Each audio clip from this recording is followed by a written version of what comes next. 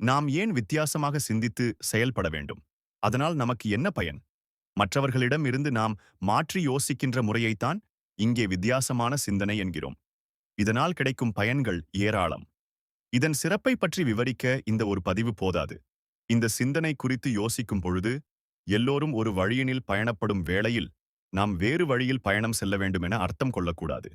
ஒருவேளை எல்லோருக்குமான அந்த வழி போதுமானதாக இல்லை எனும் பொழுதோ, அல்லது வேறு வழியில்லாமல் அதை அவர்கள் உபயோகிக்கின்றார்கள் என்கிற பொழுதோ, இந்த சிந்தனையை பயன்படுத்தலாம். அங்கே ஒரு மாற்று வழியை கண்டுபிடிக்க, ஒரு மாறுபட்ட சிந்தனையை உபயோகிக்க தேவையான உத்தி இதுவென்று சொல்லலாம். எந்த ஒரு விஷயத்திலும் நீங்கள் வித்தியாசமாக சிந்திக்கும் போது அல்லது செயல்படும் பொழுது, நீங்கள் மற்றவர்களின் கவனத்தை கவர ஆரம்பிக்கிறீர்கள். 10ஓடு 11 என்பது போலவோ, ஆட்டுமந்தை கூட்டம் போல் சுய சிந்தனையின்றி மற்றவரை சார்ந்தோ அல்லது எடுப்பார் கைப்பிள்ளையாக நீங்கள் செயல்பட்டுக் கொண்டிருந்தால், உங்களை நல்லவர் என்றோ, நமக்கு வாய்த்த நல்ல அடிமை இவரென்றோ, அல்லது அப்பாவி எனவோ மற்றவர்களை நினைக்க வைக்கலாம். ஆனால் அதே சமயம், உங்கள் வாழ்வில் மெச்சத்தகுந்த ஒரு நல்ல முன்னேற்றம் கிடைக்குமா என்பது சந்தேகமே.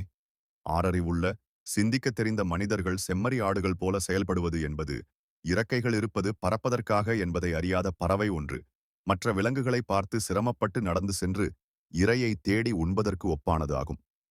நீங்களாக சிந்தித்து, நீங்களாக செயல்படும் பொழுது, உங்கள் திறமை மீது உங்களுக்கு நம்பிக்கை பிறக்கும்.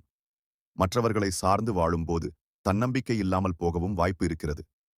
பிரச்சனைகள் இல்லாத வாழ்க்கை என்று யாருக்கும் இல்லை. அதேபோல, தினசரி வாழ்க்கையும் ஒரே மாதிரி இருக்கும் என்றும் சொல்வதற்கு இல்லை. ஆக, மாறிக்கொண்டே இருக்கும் இந்த மனித வாழ்வில் மாற்றி யோசிக்க வேண்டியது அவசியமாகிறது. ஒரு பிரச்சனையை உருவாக்கிய அதே மனநிலையில் இருந்து கொண்டே அதற்கு தீர்வு காண முடியாது. எனவே ஒரு சிக்கலை தீர்க்க முதலில் அதை வேறு தெளிவான மனநிலையில் பார்க்க வேண்டும் என்கிறார் மேலை நாட்டு அறிஞர் ஆல்பர்ட் ஐன்ஸ்டீன்.